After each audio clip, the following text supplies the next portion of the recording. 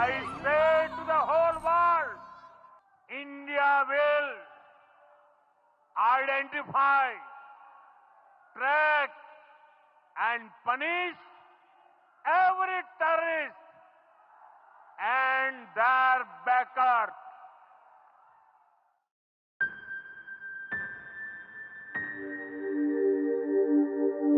22 अप्रैल 2025 कश्मीर की वादियों में एक और शांत सुबह। पहलगाम, लिद्दर नदी के किनारे बसी बैसरन वैली, देवदार के घने जंगल, नीला आसमान और सैलानियों की चहल पहल। परिवारों के साथ लोग छुट्टियों का लुत्फ उठा रहे थे। यह एक आम दिन था, या कम से कम ऐसा लग रहा था। लेकिन दोपहर के करीब 1 बजे जंगल की आड़ से अचानक निकले 4 आतंकी, और फिर धर्म के नाम पर शुरू हुआ चुन चुन कर कत्ल। पॉइंट ब्लैंक रेंज से सिर्फ कुछ सेकंड में 26 मासूम जिंदगियां हमेशा के लिए खामोश हो गईं। यह हमला कश्मीर के इतिहास में सैलानियों पर हुआ अब तक का सबसे भयावह हमला था, जिसने सिर्फ घाटी को नहीं बल्कि पूरे देश को झकझोर कर रख दिया।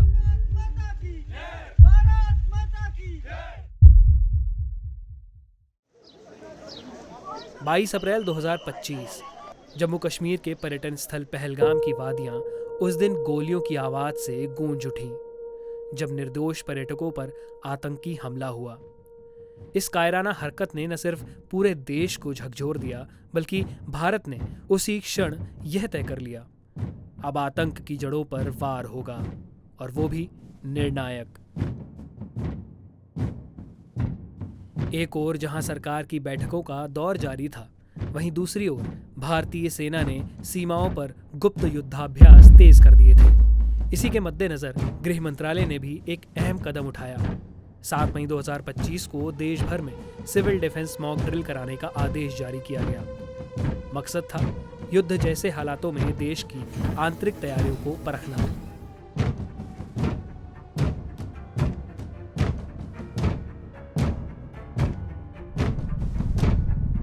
7 मई 2025 रात 1:05 से 1:29 तक मात्र 24 मिनट के भीतर पाकिस्तान द्वारा अवैध रूप से कब्जा किए गए कश्मीर एवं पाकिस्तान के बहावलपुर, मुजफ्फराबाद, सियालकोट सहित 9 आतंकी ठिकानों को गाइडेड मिसाइलों से ध्वस्त कर दिया।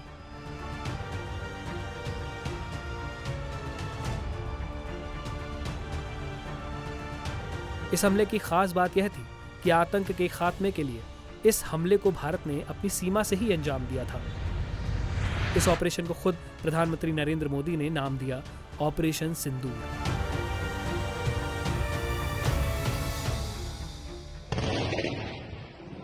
ऑपरेशन सिंदूर से हतप्रभ पाकिस्तान ने सीमाओं पर ड्रोन हमलों की शुरुआत कर दी।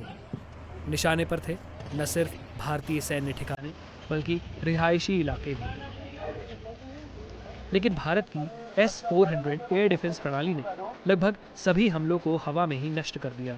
लेकिन भारत ने पाकिस्तान द्वारा की गई सैन्य कार्यवाही का भी मुंह तोड़ जवाब दिया।